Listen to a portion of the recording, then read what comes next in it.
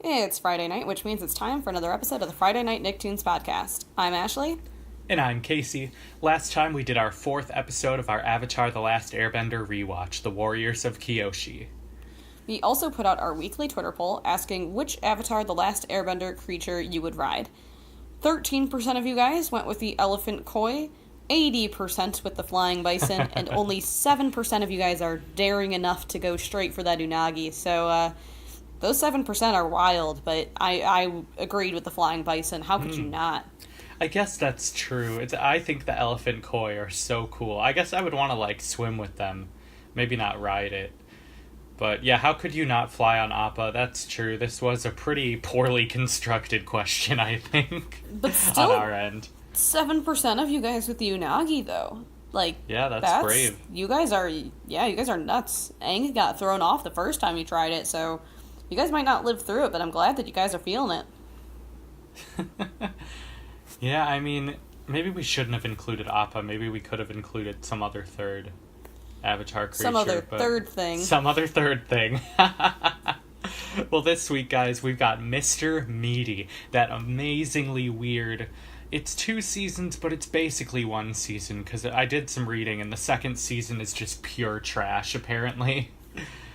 But season 1 is the good stuff. And that's what we watched an episode from. We'll get into which episode it is, but be warned, it's a weird one. Yeah, it's a weird show to begin with, right? Casey's been holding out, excited to watch this one for a while, so I'm glad that we're giving it its due course here. We're getting into it. For years, really, I've been asking, I think. Yeah, he was like, we've got to do Mr. Meaty at some point. That's definitely on the list. And I was like, yeah, I guess. Sure, it's... it is something. It is definitely something worth talking about. I will for certain give it that. Also, is it a Nicktoon? I saw some Twitter discourse happening on our page about that, which it's a good question. There's nothing particularly animated about it, but it's so ridiculous and unlifelike that I think it might as well count for our purposes. I was gonna say, it's not live action, right? Right. It's puppets, so I don't know where you put puppets between all of that, but it's definitely... They're animating reality. Right, basically, right? Puppets are a form of art. It's like if they just drew drawings and moved them around. Yeah, so... I buy it. I think it depends how strict we want to be about it. Either way, it's close enough. It's from Nick. It's from our lives, and it needed to be done. With all of that, be sure to follow us on Twitter at FNN_podcast and Facebook.com/FNN podcast. And review us on Apple Podcasts so that others can find the show. And you can also find us on YouTube. If you're doing our Avatar Watch, we will be talking about comments on those Avatar Watch videos coming up in a little bit now. So be sure to join the community, guys. Absolutely. Thank you guys so much for tuning in. Now let's get started. From the Nicktoon Animation Studio in Hollywood.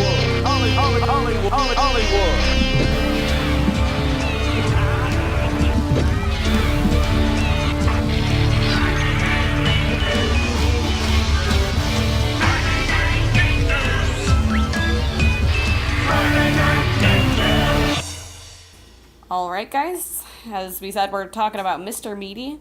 This episode is called Moochmaster P. It's from Season 1, Episode 3B, and originally aired October 6th, 2006. And in this one, Parker is hungry, and he tries to get Josh to give him one bite of his sandwich. Josh gives in, and Parker eats almost the whole thing. Josh calls him a moocher. Parker then goes around the mall and takes one bite of everyone's food. Then he comes back and eats a raw burger, and a tapeworm soon grows in Parker's stomach and eats the food Parker mooches before Parker can. It sure is a weird one. Yeah, it's... Ugh, it's gross, guys. Remembering it is making me uncomfortable. The beginning, though, is... Go ahead. I picked this episode because I remember how disturbed I was by it as a young person. And as a less young person, I am still disturbed by it. We do have to talk about their quick little intro, though. It's a 10-second, if that, little blurb. It's just a little ditty. Yeah, the lyrics are, all God's creatures fresh off the grill, so come on down to Mr. Meaty's, where friends meet to eat meat. And I don't think I've ever heard those words exactly from that intro. I don't think I ever actually... Like, it's harder to understand than you'd think, because I wasn't really clear on it until we looked up the lyrics, and I was like, oh. But it's a cute little blurb. It's the meat all to God's eat that's hard to creatures hear. is wild. Like, Yeah, kind of a risky air for Nickelodeon, because this wasn't originally a Nickelodeon show. It was CBC Canada, whatever that is, and then Nickelodeon aired it. But yeah, it's kind of a risky one. It sort of laughs in the face of God in a way. All God's creatures fresh off the grill. I remember that did fill me with a little bit of like morbid angst when I was a kid. yeah, it's just a little like, we took these creatures and we're eating them. All right, like, oh, yikes. And then, Yikes. Yeah, where friends meet to eat meat. Yes, that's the one it's hard to even say, right? I mean, Yeah. stumbled over it a little bit, but it does set you up well enough, you know. It's a quick little ditty. It gets you right into the action quickly as possible, but I was like, what are we getting ourselves into? What is this? What is Mr. Meaty? Who knows? What I love about, like, cartoons or shows like this centered around teenagers is they love to give them SoCal accents. Like, that's what they think all teenagers sound like Valley Girl, kind of just, you know, everything is with scoffs. Like, every character scoffs all the time in this show. Oh, yeah. I mean, it's just how they are. It's how all teenagers are, yeah, right? We just sit around, well, not we, I guess, anymore. But they just sit around scoffing and talking in SoCal accents. I know I had a SoCal accent when I was a teen, Casey. Yeah, as soon as you turn 20, you lose it. But yeah. Well, Ashley, but we are how it goes. cool teens, remember? That's it. That's one for you, or your 2016 listeners. Yeah, way back in the day. But we pretty much just dive into it. Josh has a sandwich that he's made, right? He made it himself. He spent all this time. And Parker's like, oh, that looks really good. Can I have a bite? And, like, man, I think we all know somebody like this, right? We all know a moocher, I think. And it brought me back to that same thing where it's like, no, it's mine. And like, I worked. I made it. And it's almost like, what's the one with the children's story with the hen that makes the bread? You know what I'm talking about? I can't say I do. Where there's like a hen that's like, nobody wants to help her make the bread, and then she makes the bread, and they all want the bread at the end. It doesn't really matter, guys. I'm looking it up. The Little Red Hen? Yeah, that sounds right. Sounds right. The moral of the story is that they put in all the work, or other people don't put in any work, but they still want the bread, and then... Oh, I remember this now, yeah. Yeah. So, you know, you kind of get some of those vibes of the, like, well, I made this sandwich, you can make your own if you want to, but, like, I'm gonna eat it, but Parker wears him down. I don't know how Parker works on everyone, honestly. He's But just so he's a trickster, persistent. you know? Eventually they're just like, fine. Just to get him to shut up. He eats, like, 75% of the sandwich in one bite, so it's technically true. Technically it was only one bite, but yikes.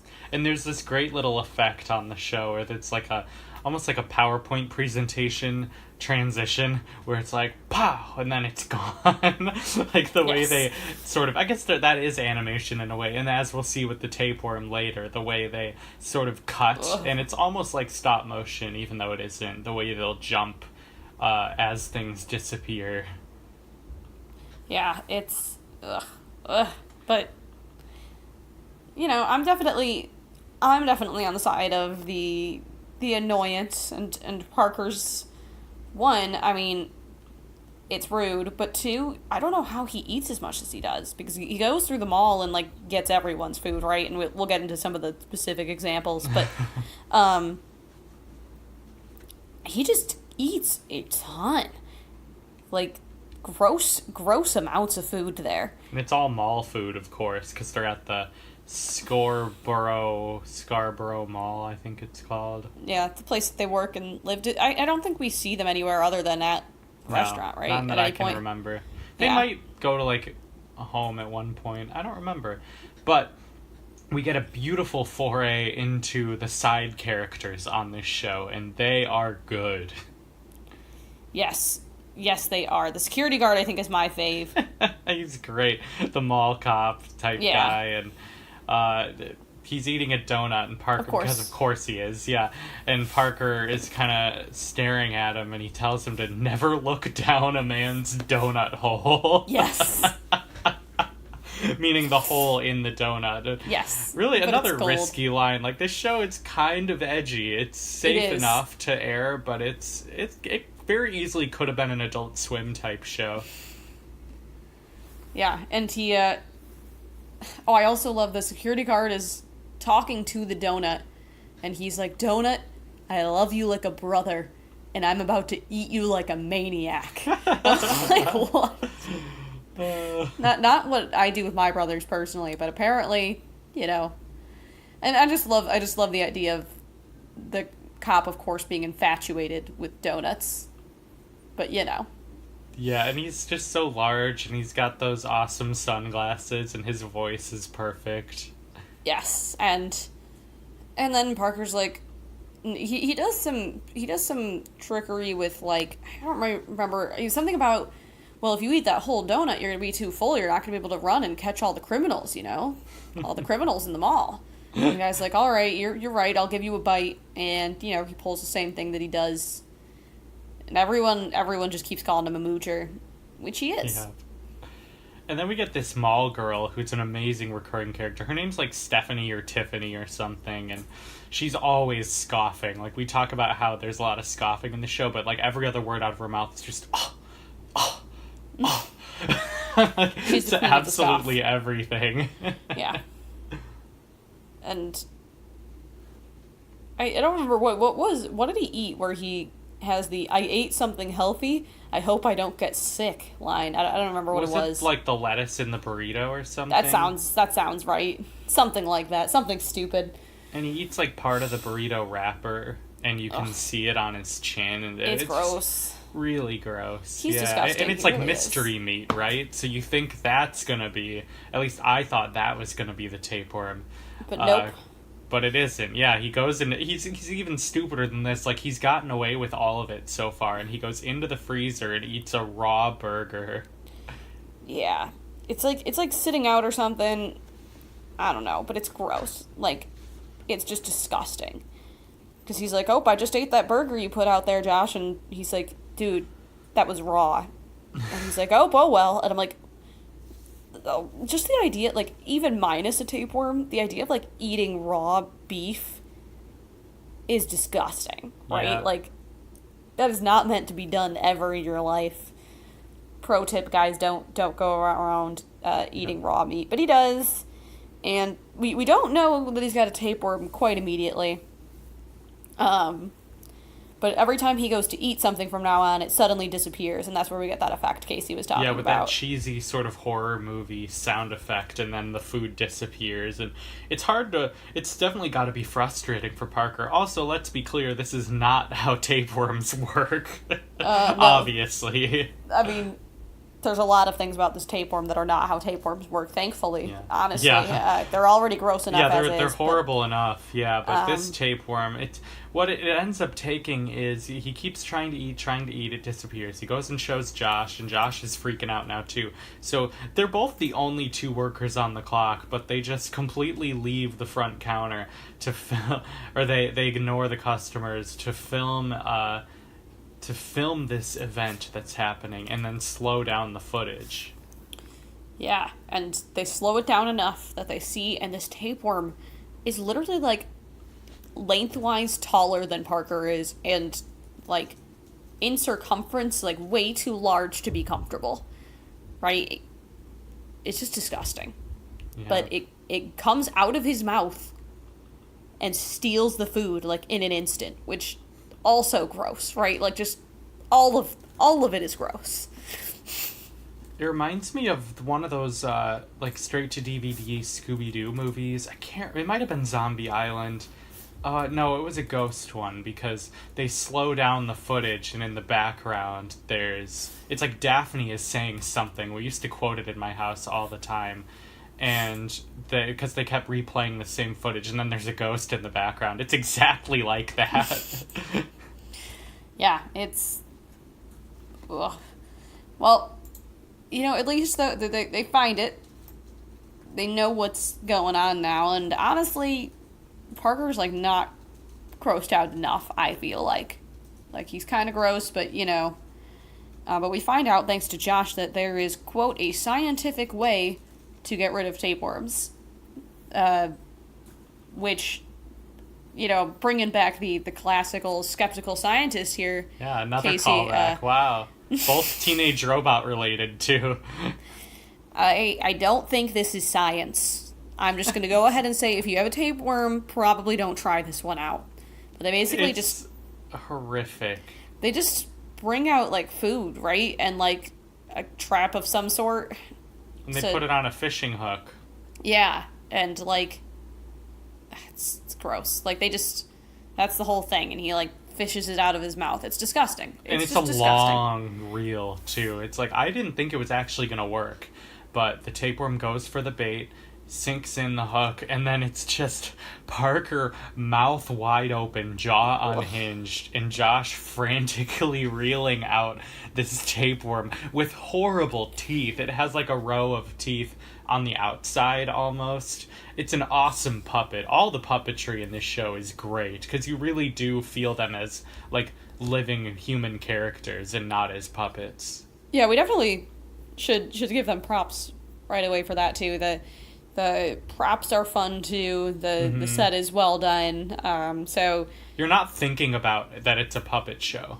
No, I mean there's a couple of moments. Characters. Anytime where you notice it's puppets, I feel like it's because it's intentional. If that makes sense. Exactly.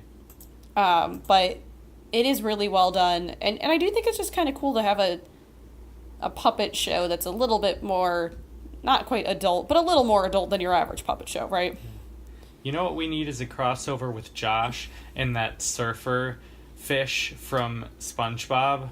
He's always talking. The one that dies from high tide? Yeah, and it's high tide, dude. That one. Yes. I'd love to see... watch the two of them banter back and forth. Oh, it would be wild. Because the Rocket Power accents aren't really quite there, No, they're not that strong by any means. It's more in the lingo than the accent, I think, for them. Right. The SoCal vibes. It'll be there a little bit, the dudes and all that. Yeah, but it's not constant. Right. I feel like it'd almost be irritating if it was, but, Mm-hmm. So then we get this closing scene that's really amazing and horrible. This zookeeper comes up, and he's in, Australian explorer gear. From nowhere. Could we acknowledge that too? Just from nowhere. He's just there all of a sudden. Why is he in a mall? Yeah, and he's like, oh, is that... He sees the tapeworm, and he is inquiring about it, and he's got this thick Australian accent, and he's gonna pay them $20 for it, and they're teenagers working in a mall, so they're like, oh, $20, yeah. They sell it to him. And he opens his mouth, and it's like, come here, girl. And he ingests the thing, and he says, that's the stuff after he does it. And then he says, she tickles going down there. Oh, my God. Oh, my God. I wasn't ready. I thought at first I thought he was buying it. He's going to keep it as a pet or something, which is still weird, but fine. Nope. He just eats it. I can't even think about this, guys. Nightmares. I'm gonna have nightmares about this tapeworm. And then noises and everything. With and it was surprising, because with the tapeworm, we know it has to come out somehow. And okay, fishing hook, it's gross, but it works.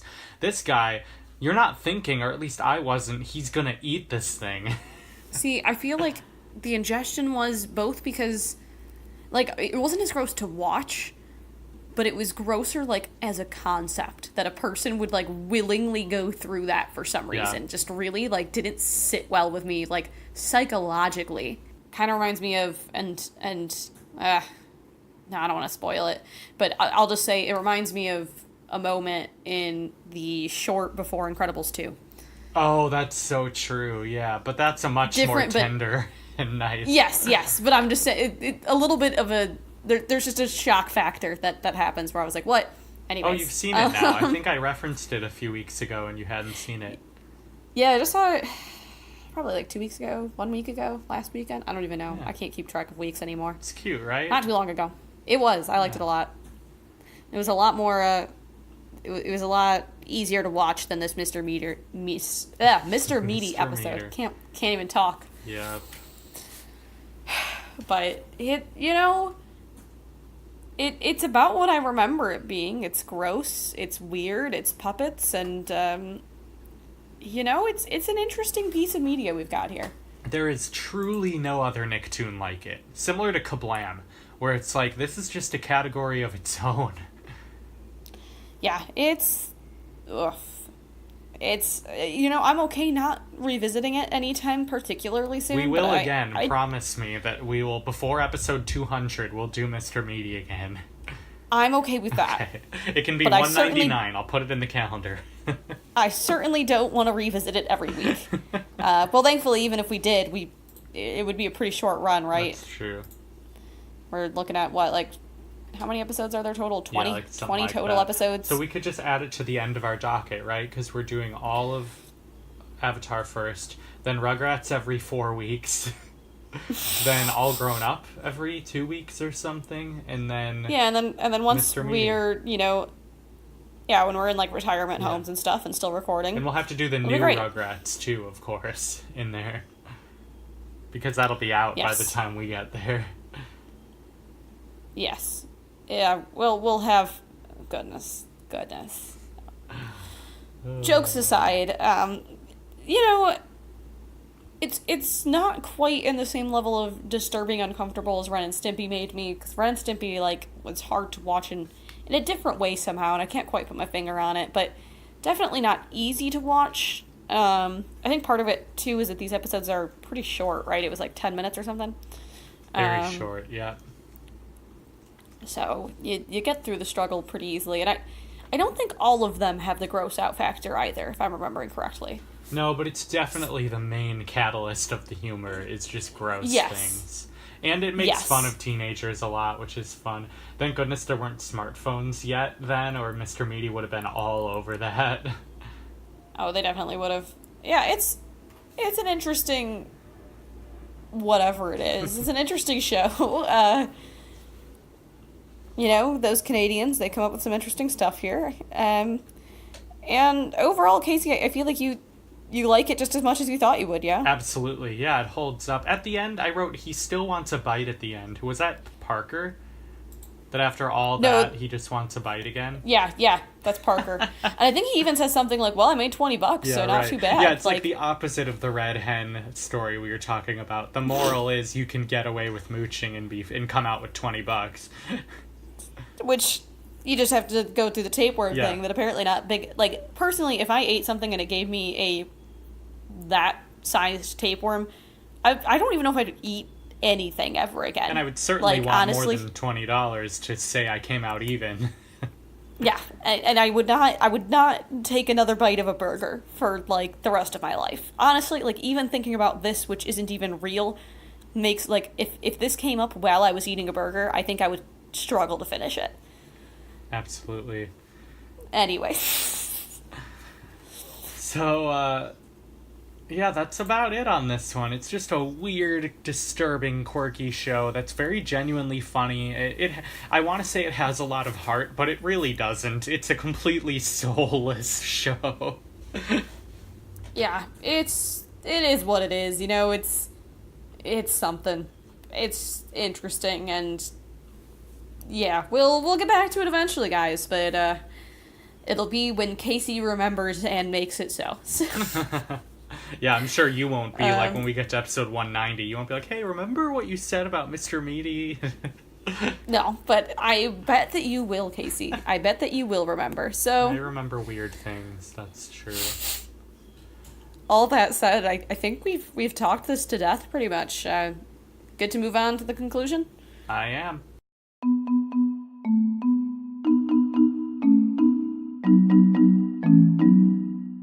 Alright guys, our Twitter poll for this week. When it comes to mooching, are you a Parker or a Josh? A reminder that Parker was the moochie and Josh was the moocher. Or I guess everyone was the moochie, really. Wait, no, isn't Parker the moocher? Yes. Oh man, yeah, I reversed that. my bad. Yes. Parker is the one who mooches. Josh is the one who gets mooched off of, I suppose. Indeed.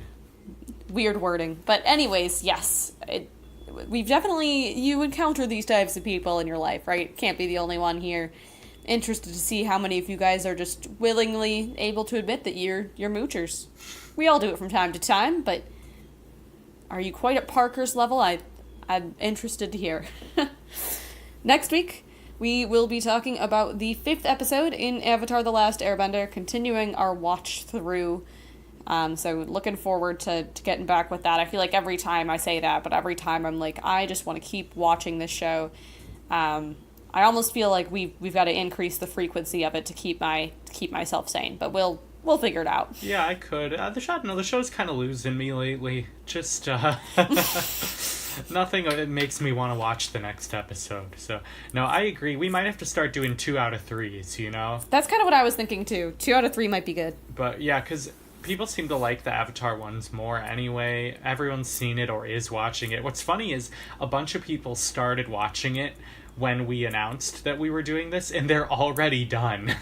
Yes. And we just would not be able to record that much, No. guys. In a world where we had infinite time, I would gladly just binge it all in like 1 week. And As Told by Ginger is such a not bingeable show. As much as I like it, you don't want to sit and watch 2 seasons of it. It's like a once a week, a light, let's check in with these characters. But Avatar is a totally different story. So I love it that people just marathoned through the whole thing. I think either way, hopefully you guys will still join back into our discussions, and it'll still be fresh in your mind, which is what really counts. So absolutely. All right, well, we got a Twitter, we've got a Facebook, we've got YouTube, and give us a review on Apple Podcasts. We got a few more lately, so that's exciting. So all that does is increase the visibility of the podcast, and we can get more Nicktoon lovers like you in on the fun. And with all that being said, thanks so much for tuning in, and we'll see you next week.